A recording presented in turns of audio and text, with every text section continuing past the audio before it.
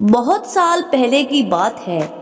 ایک ملک کا بادشاہ بہت ہی ظالم تھا۔ عوام خاص طور پر اس کا وزیر اس سے بہت تنگ تھا۔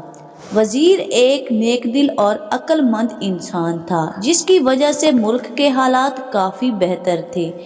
ایک دن بادشاہ کو ایک عجیب و غریب فرمائش سوجی۔ اس نے اپنے وزیر کو حکم دیا کہ مجھے ایک ایسا محل بنا کر دو جس کی تعمیر اوپر سے نیچے کی طرف کی جائے۔ اس نے جلادوں کو حکم دیا کہ اگر وزیر 10 دن کے اندر یہ کام شروع نہ کرے تو اس کا سر قلم کر دیا جائے۔ وزیر بیچارہ بہت پریشان تھا۔ اس کی سمجھ میں نہیں آ رہا تھا کہ وہ کیا کرے۔ جب وہ اپنے گھر گیا اور اس نے تمام قصہ اپنی بیوی کو سنایا تو اس کی بیوی بھی بہت عقل مند تھی۔ اس نے وزیر کو مشورہ دیا کہ تم اللہ کے حضور سجدہ کرو اور اللہ سے مدد طلب کرو۔ وزیر نے ایسا ہی کیا۔ دعا کرتے کرتے اس کو نیند آ گئی۔ خواب میں اس نے دیکھا کہ وہ جنگل میں جا رہا ہے۔ اس کو کوئی چمکتی ہوئی چیز ملتی ہے جسے لے کر وہ بادشاہ کو دیتا ہے۔ بادشاہ اسے دیکھ کر خوش ہوتا ہے اور اپنا فیصلہ بدل دیتا ہے۔ صبح جب وزیر کی آنکھ کھلی تو اس نے بیوی کو خواب سنایا۔ اس نے کہا فوراً جنگل کی طرف جاؤ، اللہ نے کوئی بہتری کی صورت پیدا کی ہوئی ہوگی۔ وزیر جنگل کی جانب چلتے چلتے اس کو 5 دن ہو گئے، لیکن جنگل کہیں نظر نہ آیا۔ اب اس نے واپسی کا ارادہ کر لیا۔ اسی دوران اچانک سے اس کی نظر ایک خرگوش پر پڑی جو شکنجے میں پھنسا ہوا تھا۔ اس نے شکنجے سے خرگوش کو آزاد کرایا۔ اسے ایک آواز سنائی دی، اے نیک دل انسان، تمہارا بہت شکریہ۔ وزیر نے دیکھا کہ اس کے سامنے ایک چھوٹا سا بونا کھڑا ہے۔ اس نے وزیر سے مخاطب ہوتے ہوئے کہا، میں وہی خرگوش ہوں جس کو تم نے آزاد کرایا ہے۔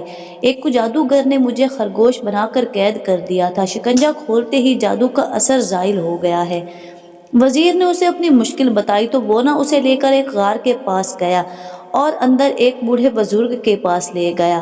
وہ بزرگ عبادت کر رہے تھے۔ بزرگ کو جب وزیر نے اپنی تمام کہانی سنائی تو انہوں نے وزیر کو ایک طوطا دیا اور کہا کہ اسے اپنے ساتھ لے جاؤ، یہ تمہارے کام آئے گا۔ وزیر طوطے کو لے کر گھر کی طرف چل دیا اور اپنی بیوی کو جا کر سارا قصہ سنایا۔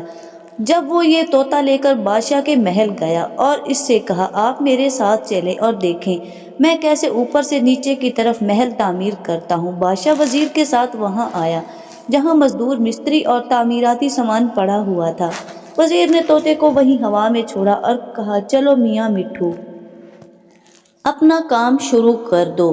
اب میاں مٹھو اڑتا ہوا کافی اونچائی پر چلا گیا اور آواز لگانی شروع کر دی، اینٹیں پکڑاؤ، اینٹیں پکڑاؤ۔ بادشاہ یہ سن کر غصے میں آ گیا اور وزیر کو کہا، بھلا اتنی زیادہ اونچائی پر کوئی شخص اینٹیں کیسے پہنچائے گا؟ وزیر یہ سن کر بولا، حضور والا، اگر اتنی اونچائی پر اینٹیں نہیں پہنچائی جا سکتی تو اوپر سے نیچے تعمیراتی کام کیسے کیا جا سکتا ہے؟ بادشاہ وزیر کی عقل مندی دیکھ کر بہت خوش ہوا اور اسے وزیر سے معافی بھی مانگی اور پھر ایک نیک دل اور اچھا انسان بن گیا۔